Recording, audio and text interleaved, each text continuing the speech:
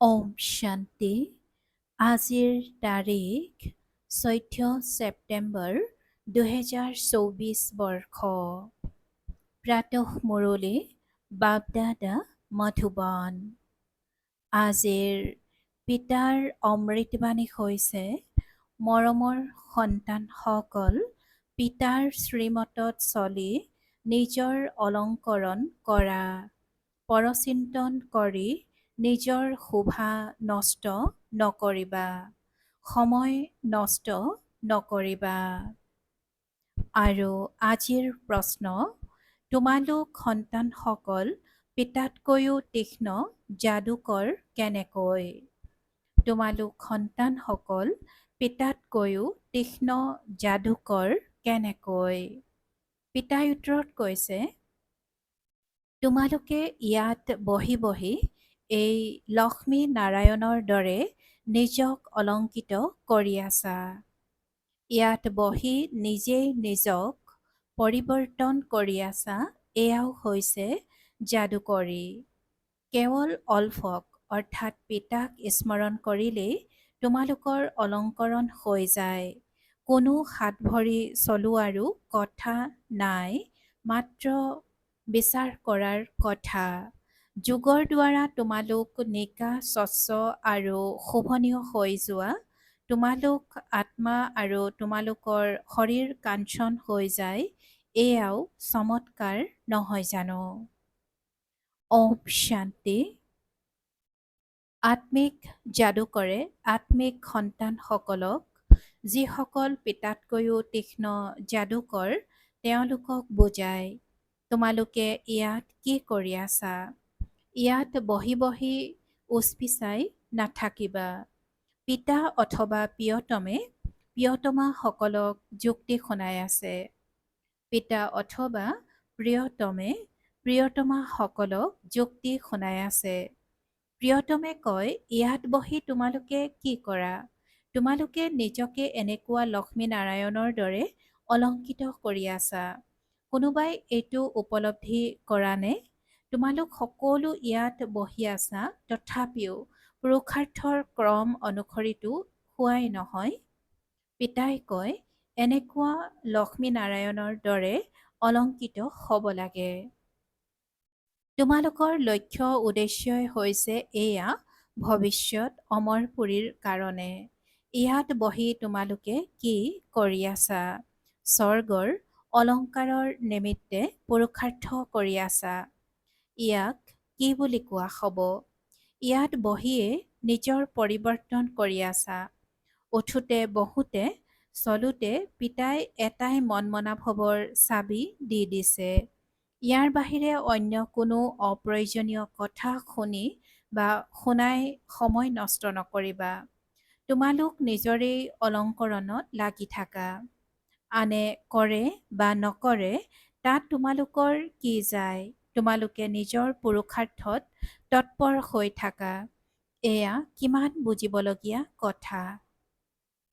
কোনোবা নতুনে শুনিলে আচৰিত হ'ব।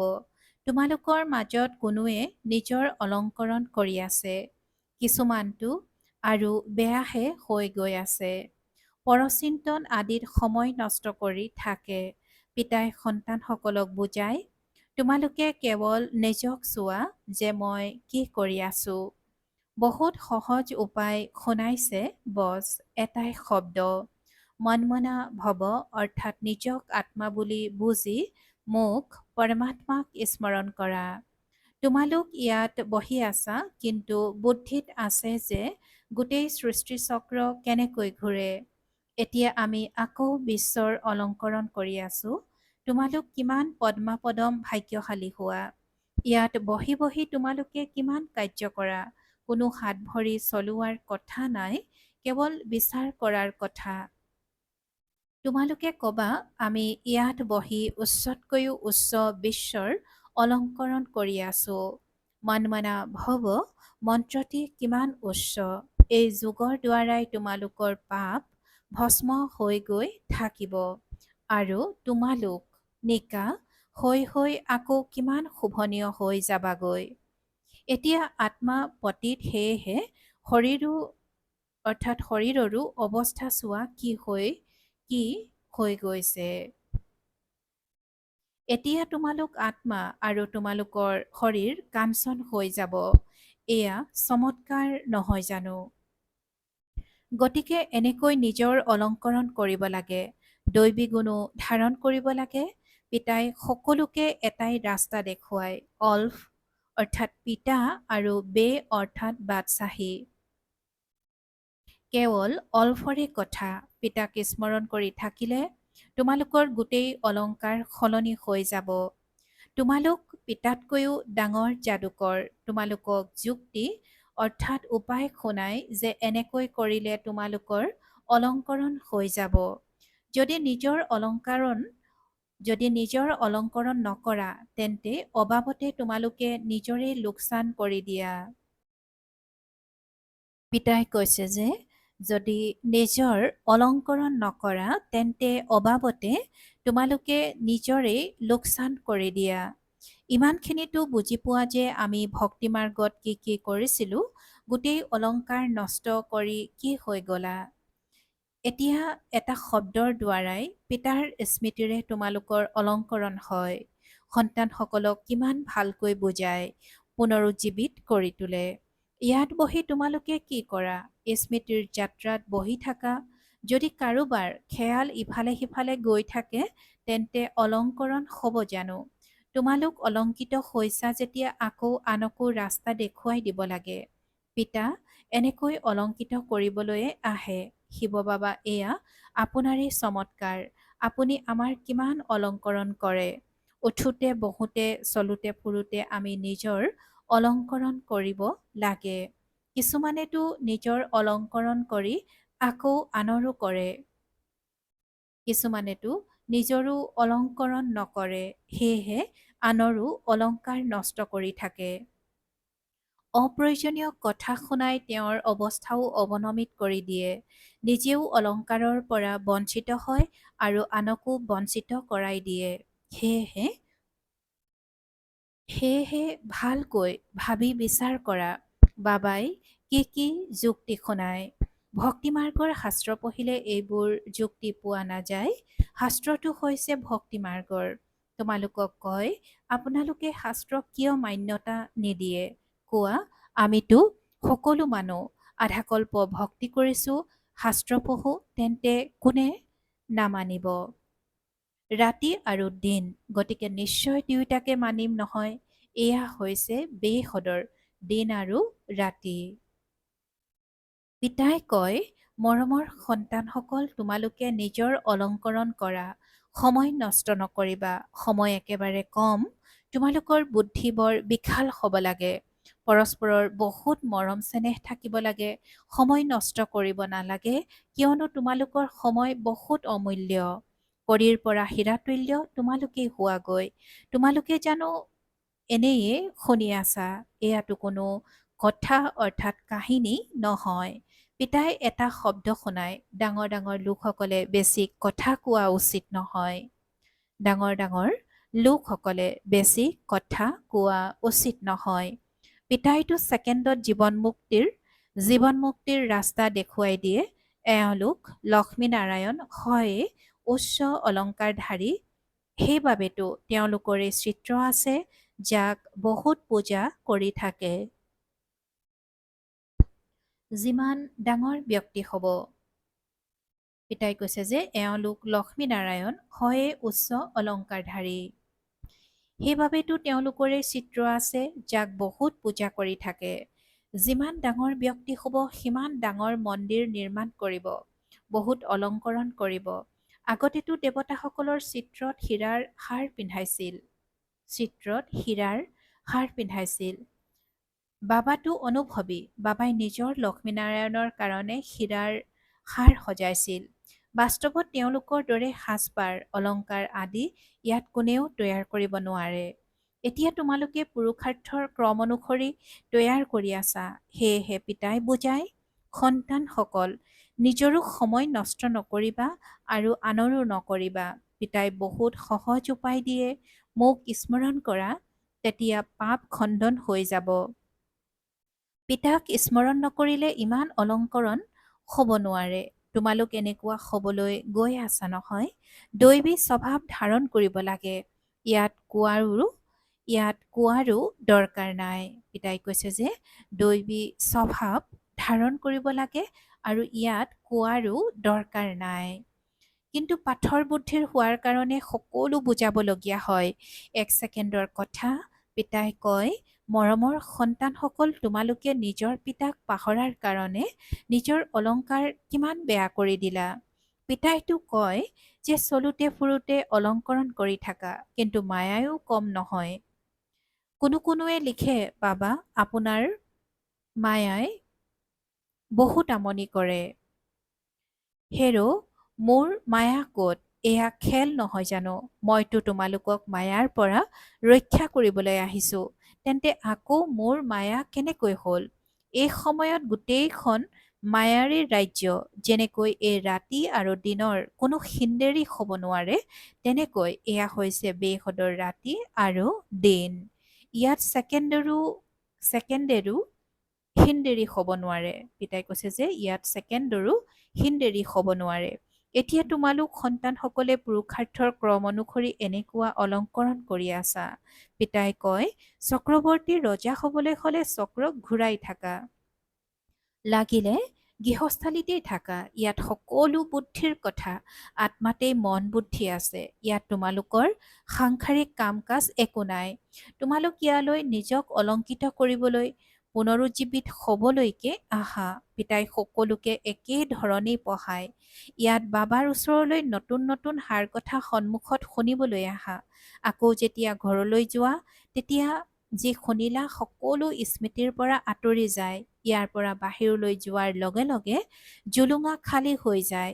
যি শুনিলা তাৰ ওপৰত মনন চিন্তন নকৰা। তোমালোকৰ কাৰণেতো ইয়াত একান্তৰ ঠাই বহুত আছে।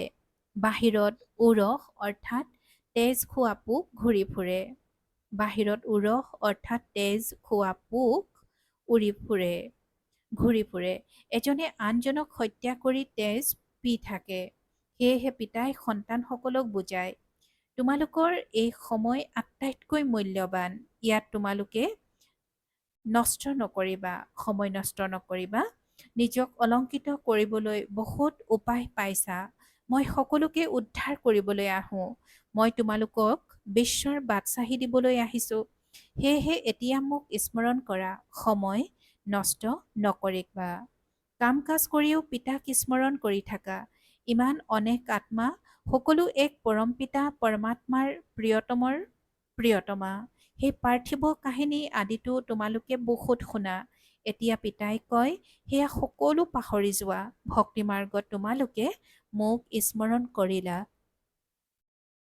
আৰু প্ৰতিশ্ৰুতিও দিছা। পিতাই কৈছে যে ভক্তি মাৰ্গত তোমালোকে মোক স্মৰণ কৰিলা আৰু প্ৰতিশ্ৰুতিও দিছা। মই আপোনাৰে হ'ম। অনেক প্ৰেমিকাৰ এজনেই প্ৰেমিক। ভক্তিমাৰ্গত কয়, ব্ৰহ্মত লীন হৈ যাম। এই সকলোবোৰ হৈছে অযথা কথা। এগৰাকীও মনুষ্যই মোক্ষ লাভ কৰিব নোৱাৰে। এইখনটো অনাদি ড্ৰামা। ইমান অনেক ভাৱৰীয়া আছে। এই ক্ষেত্ৰত অলপো হিন্দেৰী হ'ব নোৱাৰে। পিতাই কয়, কেৱল এক অল্পক স্মৰণ কৰা, তেতিয়া তোমালোকৰ এনেকুৱা অলংকৰণ হৈ যাব। এতিয়া তোমালোক এনেকুৱা হৈ আছা। স্মৃতিত উদয় হয়, আমি অনেকবাৰ এই অলংকৰণ কৰিছোঁ। কল্পই বাবা আপুনি আহিব, আমি আপোনাৰ পৰাই শুনিম। কিমান গুহ্য কথা আছে। বাবাই বহুত ভাল যুক্তি শুনাইছে।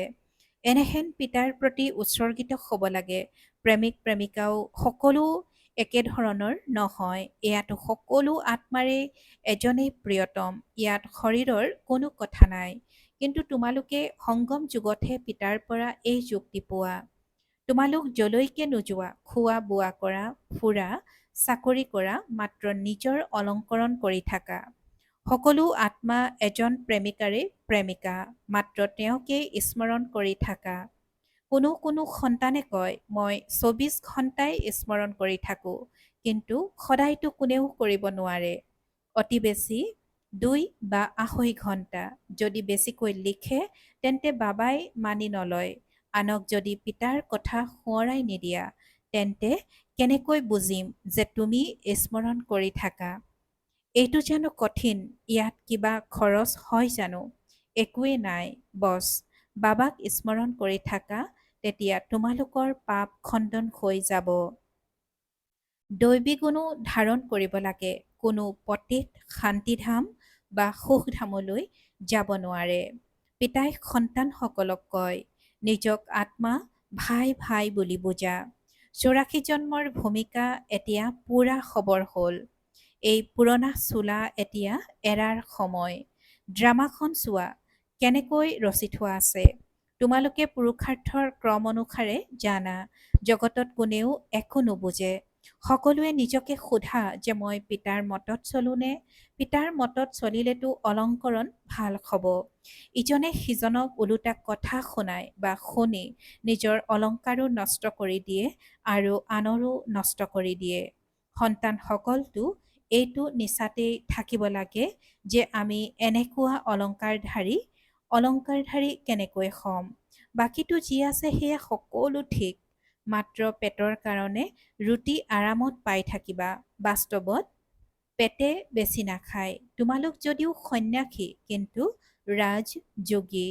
বহুত উচ্চও নহয়, নিচো নহয়। খোৱা বোৱা কৰা, কিন্তু অভ্যাস হৈ যাব নালাগে। ইজনে সিজনক এইটোৱে সোঁৱৰাই দিয়া। শিৱ বাবা স্মৃতিত আছেনে? উত্তৰাধিকাৰ স্মৃতিত আছেনে? বিশ্বৰ বাদশ্বাহী অলংকাৰ স্মৃতিত আছেনে? বিচাৰ কৰা। ইয়াত বহি বহি তোমালোকৰ কিমান উপাৰ্জন হয়। এই উপাৰ্জনৰে অপাৰ সুখ পোৱা যায়। কেৱল স্মৃতিৰ যাত্ৰা, আন কোনো কষ্ট নহয়। ভক্তি মাৰ্গত মনুষ্যই কিমান হাবাথুৰি খায়। এতিয়া পিতা আহিছে অলংকিত কৰিবলৈ। গতিকে নিজৰ প্ৰতি ভালকৈ ধ্যান দিয়া। পাহৰি নাযাবা। মায়াই পাহৰাই দিয়ে, তেতিয়া সময় বহুত নষ্ট কৰা। এয়া তোমালোকৰ বহুত মূল্যৱান সময়। যত্ন কৰি পঢ়িলে মনুষ্য কিহৰ পৰা কি হৈ যায়। বাবাই তোমালোকক অন্য কোনো কষ্ট নিদিয়ে। কেৱল কয় মোক স্মৰণ কৰা।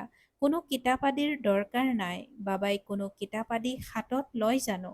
পিতাই কয়, মই আহি এই প্ৰজাপিতা ব্ৰহ্মাৰ দ্বাৰা তুলি লওঁ।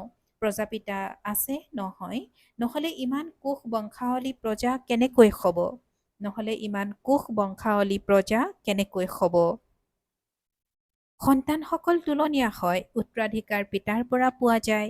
পিতাই ব্ৰহ্মাৰ দ্বাৰা তুলি লয়। সেইকাৰণে তেওঁক মাতা পিতা বুলি কোৱা হয়। এয়াও তোমালোকে জানা। পিতাই কৈছে যে এয়াও তোমালোকে জানা। পিতাৰ আগমন হোৱাটো একেবাৰে সঠিক। সঠিক সময়ত আহে, সঠিক সময়ত যাবগৈ। সৃষ্টিখনৰো পৰিৱৰ্তন হ'বই। এতিয়া পিতাই তোমালোক সন্তানসকলক কিমান বুদ্ধিমান কৰি তোলে। পিতাৰ মতত চলিব লাগে। বিদ্যাৰ্থীয়ে যি পঢ়ে সেয়াই বুদ্ধিত চলি থাকিব লাগে। তোমালোকেও এই সংস্কাৰ লৈ যোৱা। যেনেকৈ পিতাৰ সংস্কাৰ আছে, তেনেকৈ তোমালোক আত্মাসকলতো এই সংস্কাৰ ধাৰণ কৰায়। যেনেকৈ পিতাৰ সংস্কাৰ আছে, তেনেকৈ তোমালোক আত্মাসকলতো এই সংস্কাৰ ধাৰণ কৰায়। পুনৰ যেতিয়া ইয়ালৈ আহিবা, তেতিয়া সেই ভূমিকাই পুনৰাবৃত্তি হ'ব। পুৰুষাৰ্থৰ ক্ৰম অনুসৰি আহিবা। নিজৰ অন্তৰক সোধা, নিজক অলংকিত কৰিবলৈ কিমান পুৰুষাৰ্থ কৰিছা। পিতাই কৈছে যে নিজৰ অন্তৰক সোধা, নিজক অলংকিত কৰিবলৈ কিমান পুৰুষাৰ্থ কৰিছো। সময় ক'ৰবাত নষ্টটো কৰা নাই। পিতাই সাৱধান কৰি দিয়ে, বাহিৰা কোনো কথাত ক'তো সময় নষ্ট নকৰিবা। পিতাৰ শ্ৰীমত স্মৃতিত ৰাখিবা। মনুষ্য মতত নচলিবা। তোমালোকে জানো এইটো জানিছিলা যে আমি পুৰণি সৃষ্টিত আছো? পিতাই শুনাইছে যে তোমালোক কি আছিলা? এই পুৰণি সৃষ্টিত কিমান অপাৰ দুখ, এয়াও ড্ৰামা অনুসৰি ভূমিকা প্ৰাপ্ত হৈছে। ড্ৰামা অনুসৰি অনেক বিঘিনিও আহে। পিতাই বুজাই, সন্তানসকল, এয়া হৈছে জ্ঞান আৰু ভক্তিৰ খেল। চমৎকাৰ ড্ৰামা। ইমান সূক্ষ্ম আত্মাত গোটেই অবিনাশী ভূমিকা ভৰি আছে, যি পালন কৰিয়েই থাকে। ভাল বাৰু। অতি মৰমৰ কল্পৰ পাছত পুনৰাই মিলিত হোৱা সন্তানসকলৰ প্ৰতি মাতা পিতা বাপ দাদাৰ স্নেহপূৰ্ণ স্মৰণ আৰু সুপ্ৰভাত। আত্মিক পিতাৰ আত্মিক সন্তানসকলক নমস্কাৰ। আৰু আত্মিক সন্তানসকলৰ আত্মিক মাত পিতা আৰু বাপ দাদাৰ প্ৰতি স্নেহপূৰ্ণ স্মৰণ আৰু সুপ্ৰভাত আৰু নমস্কাৰ নমস্কাৰ নমস্কাৰ। আৰু আজিৰ ধাৰণাৰ বাবে মুখ্য সাৰ প্ৰথমতে, অন্য সকলো কথা বাদ দি এইটো নিচাত থাকিব লাগে যে আমি লক্ষ্মীনাৰায়ণৰ দৰে অলংকাৰযুক্ত কেনেকৈ হওঁ। অন্য সকলো কথা বাদ দি এইটো নিচাত থাকিব লাগে যে আমি লক্ষ্মীনাৰায়ণৰ দৰে অলংকাৰযুক্ত কেনেকৈ হওঁ। দ্বিতীয়তে, নিজকে সুধিব লাগে যে মই শ্ৰীমতত চলি মন্মনা ভৱৰূপী চাবিৰে নিজৰ অলংকৰণ ঠিকেই কৰি আছোনে। দ্বিতীয়তে, ওলট পালট কথা শুনি বা শুনাই শোভা নষ্টটো নকৰোঁ। তৃতীয়তে, পৰস্পৰ মৰম চেনেহেৰে থাকোঁনে।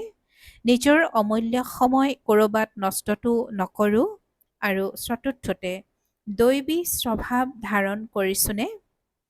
আৰু আজিৰ বৰদান, ব্যৰ্থ সংকল্পৰ কাৰণ জানি সেয়া সমাপ্ত কৰোঁতা সমাধান স্বৰূপ হোৱা। ব্যৰ্থ সংকল্পৰ কাৰণ জানি সেয়া সমাপ্ত কৰোঁতা সমাধান স্বৰূপ হোৱা।